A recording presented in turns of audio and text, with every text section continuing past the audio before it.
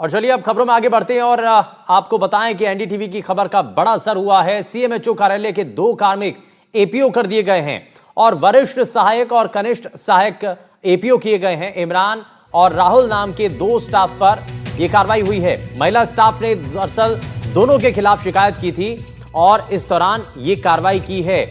आपको बता दें कि यह मामला सामने आया है और इस मामले को लेकर के जब तस्वीरें और जानकारी जब साझा की गई, बताया गया कि ये ऐसी चीजें चल रही हैं, तो उसके बाद कार्रवाई की बात सामने आई है और फिलहाल एपीओ किया गया है। और जैसे कि आप देख रहे हैं, एनडीटीवी ने इस खबर को बड़ी प्रमुखता के साथ दिखाया था, जिसके बाद फिलहाल कार्रवाई की गई है। महिला डॉक्टर ने दोनों के खिलाफ शिकायत की थी। कलेक्टर और अस्पताल प्रशासन से इस मामले में शिकायत की गई थी और शिकायत के बाद तुरंत प्रभाव से उनको रिलीव कर दिया गया। ये फिलहाल कलेक्टर के द्वारा इस पर कार्रवाई की गई है। आपको बताएं कि कलेक्टर और अस्पताल प्रशासन से इस मामले को लेकर के शिकायत की गई थी और शिकायत के बाद तुरंत प्रभाव से उनको रिलीव कर दिया गया है। और आपको बताएं कि सीएमएचओ कार्यालय के 2 कार्मिक एपीओ किए गए हैं। तो एनडीटीवी की खबर का बड़ा असर हुआ है। वरिष्ठ सहायक और कनिष्ठ सहायक एपीओ कर दिए गए हैं। इमरान और राहुल नाम के 2 स्टाफ कर्मी हैं जो कि कार्रवाई जिन पर की गई है।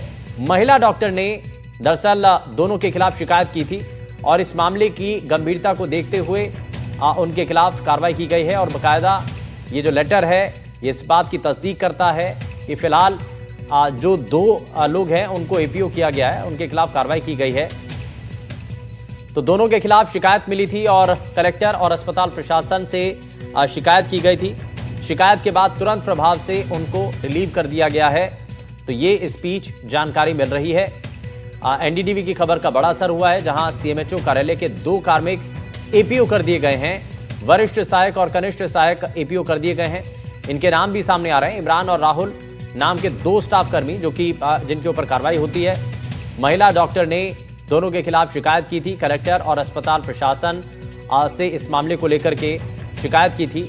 न सिर्फ कलेक्टर से शिकायत की बल्कि अस्पताल प्रशासन से भी इसके बारे में शिकायत की गई थी। और अब इस मामले पर खबर का असर हुआ है। इस खबर को हमने दिखाया था, आप तक पहुंचाया था, सवाल पूछा था और उसके बाद अब इस खबर पर कार्रवाई होती हुई दिखाई दी है। इस खबर पर खबर का असर होता हुआ दिखाई दिया है। इस मामले पर एक्शन हुआ है और प्रशासन से जब शिकायत की, शिकायत के तुरंत बाद ही फिलहाल तुरंत प्रभाव से उनको रिलीव कर दिया गया है और सीएमएचओ कार्यालय के 2 कार्मिक एपीओ किए गए हैं।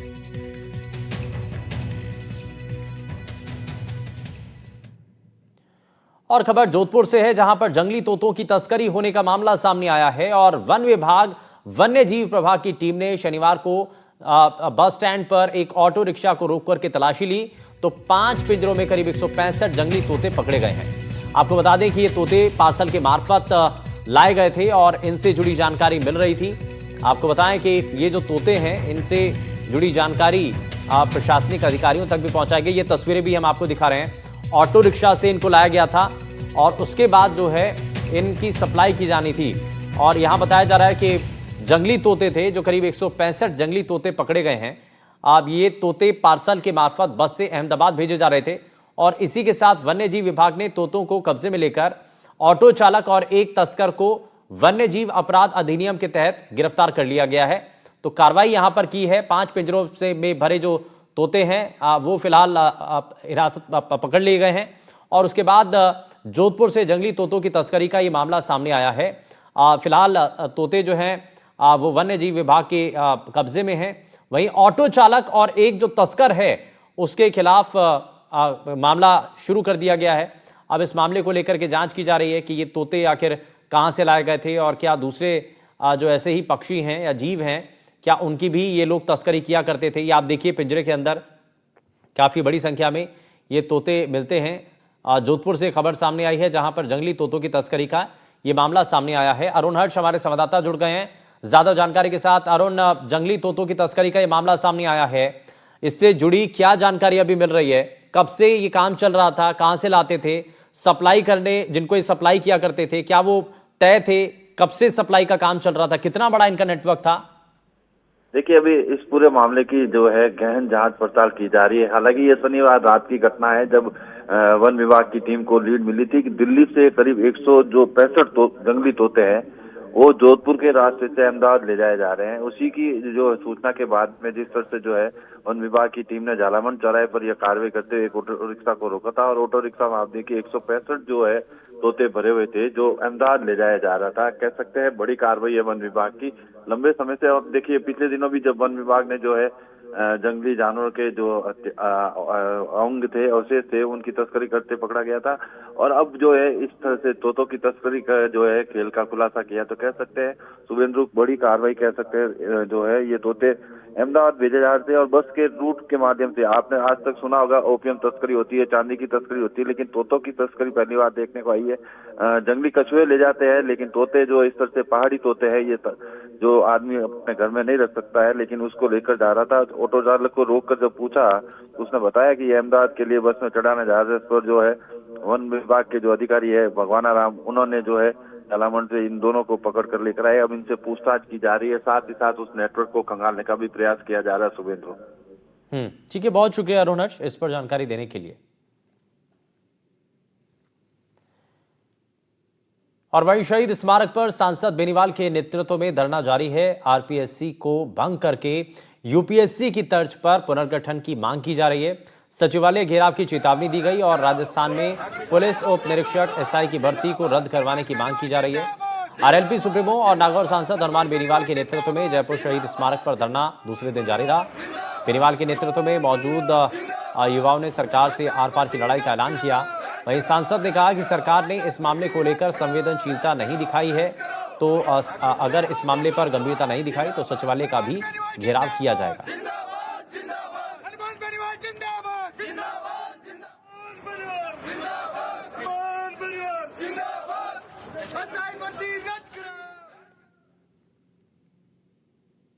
और एमपी के मंदसौर से बड़ी खबर सामने आ रही है, जहां पर कुएं में एक कार गिरने से 12 लोगों की मौत हो गई है।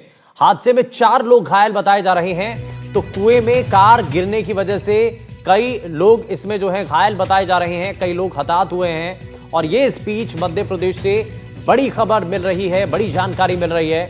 आपको बता दें कि हादसे में 4 लोग घायल बताए जा रहे हैं और अब तक इस हादसे के अंदर 12 लोगों की मौत हो चुकी है। लेकिन अभी जांच की जाएगी इसमें कि आखिर कैसे यह हादसा हुआ, कैसे अचानक से कार इस कुएं में जा गिरती है। और ये तस्वीरें आप देख रहे हैं, देखिए कुएं में कार गिरने की वजह से 12 लोगों की मौत हो गई है और हादसे में 4 लोग गंभीर रूप से घायल बताए जा रहे हैं। वहीं जिला अस्पताल में उनको भर्ती कराया गया है। दरअसल बाइक से टक्कर लगने के बाद ये कार कुएं में गिर गई थी और हादसे के वक्त कार में 13 लोग सवार थे। वहीं एनडीआरएफ की टीम ने कुएं से 12 लोगों के शव भी बाहर निकाले हैं और आप ये देख रहे हैं, हालांकि इसमें 12 लोगों की मौत हो गई है, जबकि इसमें कई लोग घायल बताए जा रहे हैं। दरअसल एमपी के मंदसौर के नारायणगढ़ थाने के काचरिया के पास एक तेज रफ्तार कार अनियंत्रित होकर के बाइक सवार को टक्कर मारते हुए सड़क के किनारे कुएं में गिर गई और इस हादसे में 12 लोगों की मौत हो गई है, जबकि 4 लोग इसमें घायल बताए जा रहे हैं। सभी घायलों को जिला अस्पताल में भर्ती कराया गया है। यह बताया जा रहा है कि कार की बाइक से टक्कर हुई थी, जिसके बाद कार और बाइक दोनों कुएं में गिर गई। तो ये बड़ा हादसा सामने आया है एमपी के मंदसौर से, जहां पर 4 लोग घायल हुए हैं, जबकि 12 लोगों की इस हादसे में मौत हो गई है। तो जब यह घटना हुई उसके बाद से ही आसपास लोगों की भीड़ इकट्ठा हो गई। आप देखिए कि वहां पर कार की स्थिति आप देख सकते हैं, आप पूरी तरीके से चकनाचूर हो गई है। और इसमें आप ये अंदाजा लगाइए कि इसमें बैठी उस वक्त सवारियों की क्या स्थिति हुई होगी। 12 लोगों की हालांकि इसमें मौत हो चुकी है। वहीं अभी 4 लोग इस पूरे हादसे के अंदर घायल बताए जा रहे हैं, जिनको जिला अस्पताल में भर्ती कराया गया है।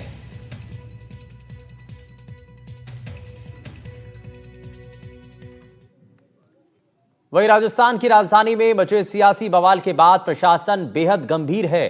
बीजेपी विधायक को लेकर नाराजगी जब सड़कों पर नजर आई तो लोगों के विरोध को प्रशासन ने बड़ी सूझबूझ से शांत किया। अभी जयपुर में हालात क्या हैं, जरा इस रिपोर्ट में आप देखिए।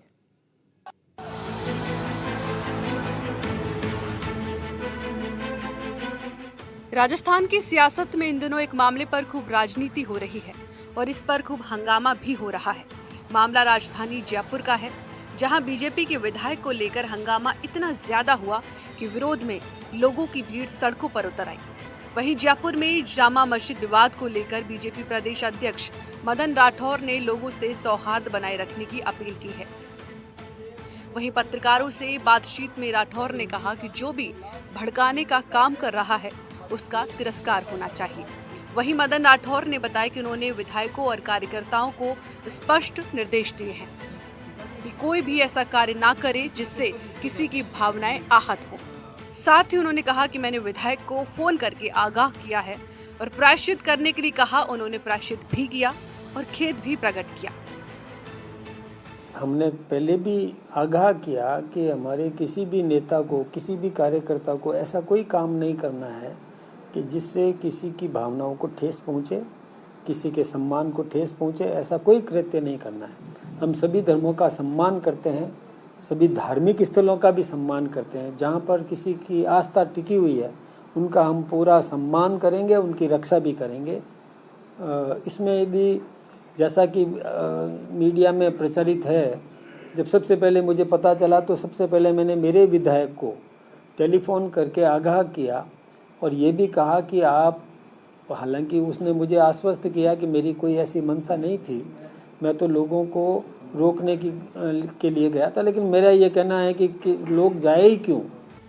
वही मामला बढ़ता देख इस पर राजनीति भी शुरू हो गई है। इस पर पूर्व कैबिनेट मंत्री प्रताप सिंह खाचरियावास ने कहा कि यदि विधायक बाल मुकुंदाचार्य गलत नहीं थे तो माफी क्यों मांगी? वे गलत हैं इसलिए माफी मांग बैठे हैं। जयपुर का माहौल खराब करना चाहते हैं। यदि सही होते तो माफी क्यों मांगते?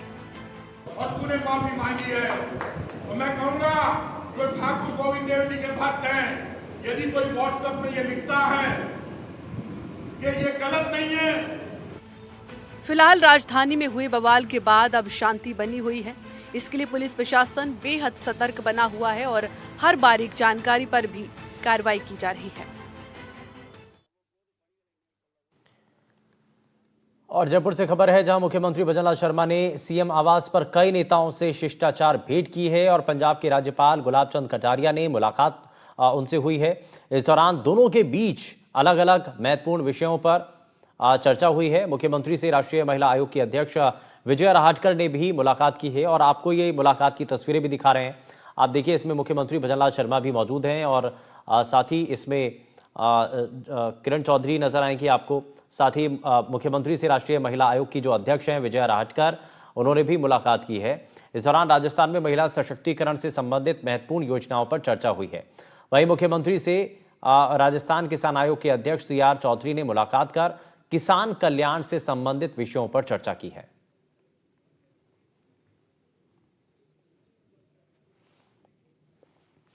तो इस दौरान आप तस्वीरें देखिए, सीएम आवास पर नेताओं से मुख्यमंत्री मिले हैं और पंजाब के राज्यपाल से सीएम की मुलाकात हुई और इस दौरान जो है महिला आयोग की अध्यक्ष विजया राहटकर से भी मुख्यमंत्री मिले हैं और ये शिष्टाचार भेंट की है। किरण चौधरी, उनकी बेटी देख रहे हैं आप तस्वीरों के अंदर। साथ ही साथ पंजाब के राज्यपाल से भी मुख्यमंत्री भजनलाल शर्मा ने मुलाकात की है।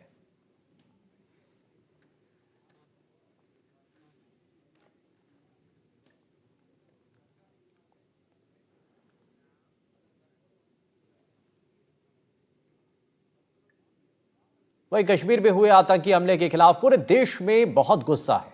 पहलगाम में तो लोग अब बेखौफ होकर के सड़कों पर उतर आए हैं। उन्होंने आतंकियों और उनके सरपरस्तों को साफ कह दिया है कि हम हिंदुस्तानी हैं और हिंदुस्तान हमारा है और कोई ताकत इस हौसले को चोट नहीं पहुंचा सकती।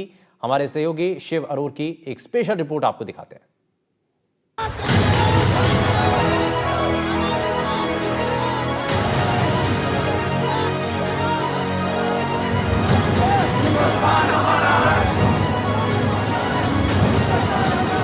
इस बार इनका सब्र टूट चुका है। पहलगाम में जिस तरह से आम लोगों को मारा गया, उसके बाद से ये आतंक के खिलाफ मोर्चा खोलकर खड़े हो गए हैं। इनका कहना है कि मेहमान हमारी जान है, हमारी जान गई है। जिंदाबाद। कि हमें जो ये सदमा हुआ है इसका हमें बहुत ही अफसोस है। जो ये हमारा टूरिस्ट लोग मर गए, ये उनकी जाने नहीं गई है, ये हमारी जाने गई है। कि ये जो हुआ है इसके पूर्व मंजूर तो हमें होनी चाहिए कि ऐसा जो हुआ है फिर से ऐसा नहीं होना चाहिए। कि जो हिंदुस्तान की आर्मी है जो भी है उसके साथ छाना बेछाना हम खड़े हैं। हाँ, जो भी हमारे साथ आज तक हुआ है आइंदा इसके बाद हमारे साथ ऐसा नहीं होना चाहिए। ये जो नारा आप लगा रहे हैं अभी कि हम हिंदुस्तानी हैं, हम हैं हिंदुस्तानी और इंशाल्लाह हम रहेंगे हिंदुस्तानी। और आप पाकिस्तान को क्या बोलना चाहेंगे? पाकिस्तान को यही बोलना चाहते हैं, अगर पाकिस्तान में जिसने भी ये दरिंदा ये बात की है कि इनको कड़ी से कड़ी सजा होनी चाहिए। पहलगाम में हुए प्रदर्शन में हर समुदाय के लोग शामिल हुए। गुज्जर बकरवाल समुदाय के सदस्यों ने भी पहलगाम आतंकवादी हमले के खिलाफ विरोध प्रदर्शन किया। हम गुज्जर बकरवाल लोग यही कहना चाहते हैं, जिस किसी दरिंदे ने भी ये हरकत की है ये इंसानियत के खिलाफ है, इसको उनको कड़ी से कड़ी सजा होनी चाहिए। सबकी एक ही मांग है, दोषियों पर कार्रवाई हो। ये उस बेटी के ऊपर जिस बेटी ने शादी की थी 6 दिन पहले और यहाँ हनीमून मनाने के लिए आई थी, उस बेटी को मैं कहना चाहूंगा, बेटी पहलगाम के लोग आपसे माफी चाहते। हाँ, अगर हम यहाँ होते हम अपनी जान निछावर कर लेते आपके लिए, जिस तरह हमारे आदिल हुसैन ने किया। मैं आपकी वसात से कहना चाहूंगा और उन आतंकवादियों को कहना चाहूंगा, आतंकवादियों सुनो, आपने इस्लामियत के ऊपर और कश्मीर के ऊपर और टूरिस्ट सेक्टर के ऊपर जो छुरा गोपा, हम लोग कश्मीर के लोग छुरा निकाल के आपके पेट में वापस भिगो देंगे और आपको बता देंगे पाकिस्तान को, जिसकी रोटी इसी पे चलती है, हिंदुस्तान में जो है जब हालात खराब करता है उसकी रोटी चलती है। मैं मोदी साहब को कहना चाहूंगा, मोदी साहब आप देश के प्रधानमंत्री, सक्षम प्रधानमंत्री है, आप विश्व गुरु बनाना चाहते थे हिंदुस्तान को। जिस तरह आपने पाकिस्तान को सबक सिखाया है, आज 140 लाख कश्मीर, जम्मू कश्मीर के लोग, उसके साथ साथ 140 करोड़ देशवासी नजरे थान के बैठे हैं कि कब मोदी साहब उन आतंकवादियों तक पहुंचेगा, उन आतंकवादियों को न्यूट्रलाइज करेगा। पहलगाम एक बहुत बड़ा टूरिस्ट सेंटर है, यहाँ हजारों लोग पहुँचते हैं। 22 अप्रैल को हुए हमले के बाद यहाँ के लोग हालात सामान्य करने की कोशिश कर रहे हैं। दुकानें खुली दिख रही हैं, हालांकि कुछ के शटर डाउन है। भीड़ भी ज्यादा नहीं है, लेकिन जिस तरह से स्थानीय लोग सड़कों पर हैं, वो आतंक के मुंह पर एक करारा तमाचा है। पहलगाम में शिव अरूर के साथ ब्यूरो रिपोर्ट, एनडीटीवी इंडिया।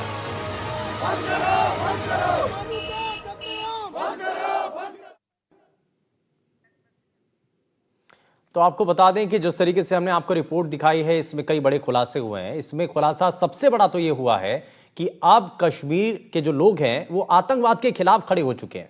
अब ये माना जा रहा है कि आतंकी चाहते थे कि डर फैल जाए, कश्मीर में सैलानी आना बंद कर दें, और इसी के चलते उन्होंने इस बार सैलानियों को निशाना बनाया। लेकिन कश्मीर के स्थानीय लोगों और सैलानी आतंकियों की इस साजिश के खिलाफ एक साथ आ गए हैं। पहलगाम हो या श्रीनगर, भीड़ भले ही थोड़ा कम है, लेकिन सैलानी आ रहे हैं। ये रिपोर्ट आप देखिए। डर नहीं लगा, उधर के लोग बहुत कोऑपरेटिव हैं। हम डरेंगे नहीं, हम फेस करेंगे। ये पहलगाम है। सैलानियों की भीड़ आम दिनों की तरह बहुत ज्यादा भले ना हो, इतनी जरूर है कि इसे देखकर आतंकी और उनके आकाओं के माथे पर पसीना आ गया होगा। चंद दिन पहले ही यहाँ बड़ी आतंकी वारदात हुई। आतंकियों की मंशा साफ थी कि यहाँ के टूरिस्टों को डराया जाए, स्थानीय लोगों की रोजी रोटी को नुकसान पहुँचाना। लेकिन ये तस्वीरें आतंक के मुंह पर तमाचा है। डर नहीं लगा, उधर के लोग बहुत कोऑपरेटिव थे। वो बोले सब कि डरना मत, इधर कुछ नहीं होगा। फैमिली साथ में हो तो डर क्यों? अगर फैमिली में एक मेंबर इधर हो और हम घर में हो तो फिर डरी होती, लेकिन फैमिली साथ में तो क्यों डरना? सब सिखाने के हम डरेंगे नहीं, हम फेस करेंगे और हम हमारा भारत देश का नाम ऊंचा करेंगे और हम कभी भी डरेंगे नहीं पाकिस्तान से। और वो नापक हम उसको नापक करेंगे। लोग यहाँ तस्वीरें ले रहे हैं ताकि अपने साथ एक खूबसूरत याद लेकर जाएं। हम कश्मीर में ही थे, हम यहाँ पे अपना श्रीनगर में थे। थोड़ा डर तभी हमें भी लगा था, लेकिन नेक्स्ट डे जब हम बाहर निकले और जो हमें ना कश्मीर के आवाम से है या वहाँ पे सिक्योरिटी देख के हमें खुद को वो सेफ्टी फील हुई। और मुझे लगता है कि ये जो है ना हमारा कश्मीर है ना, हमारा है, तो इसके लिए ना किसी से डर के, अगर है ना डर के हमें किसी से भागना नहीं है, हमें यहाँ पे फेस करना है। ठीक है, ये ऐसे जब अगर ना भाग जाएंगे तो इनका जो मनोबल है ना और बढ़ जाएगा। यहाँ विदेशी सैलानी भी पहुँचे हैं। उनसे पूछा गया कि क्या उन्हें डर नहीं लग रहा। उन्होंने साफ कर दिया कि बिल्कुल नहीं। Nobody was scared. They still wanted to come. Scared? Are you scared? No. Srinagar में इन दिनों पैर रखने की जगह नहीं होती थी, लेकिन अभी भीड़ उतनी नहीं है। पहलगाम में आतंकी हमले के बाद कुछ सैलानी वापस चले गए, कुछ ने बुकिंग कैंसिल करा दी। डल झील भी रविवार सुबह खाली खाली दिखी, लेकिन बहुत सारे सैलानी कश्मीर में रुके रहे और बहुत सारे पहुंच भी रहे हैं। है ही नहीं काम तो क्या करेंगे, खाली बैठे हुए हैं। जी, ये हमले के बाद ये बदली हुई? हमले के बाद हुआ, जो भी हुआ हमले के बाद हुआ। हमले के पहले तो सब बिजी थे अपने अपने काम में। आज तो संडे है, इससे पहले के संडे के बगैर भी मतलब इधर जो भी था टूरिस्ट का अच्छा काम था। देखो सरकार जो भी डिसीजन लेगी बहुत ही अच्छा सोच समझ के लेगी, जो भी उनको करना है तो वो अच्छा ही करेगी।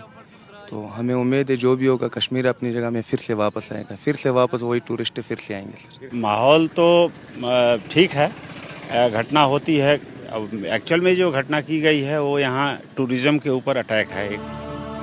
इस स्वर्ग जैसी खूबसूरत जगह पर आतंकवाद के गहरे जख्म देने की कोशिश की गई है, लेकिन यहाँ के लोगों और यहाँ आ रहे सैलानियों ने साफ कर दिया है कि वो डरने वाले नहीं हैं। Bureau report, NDTV India.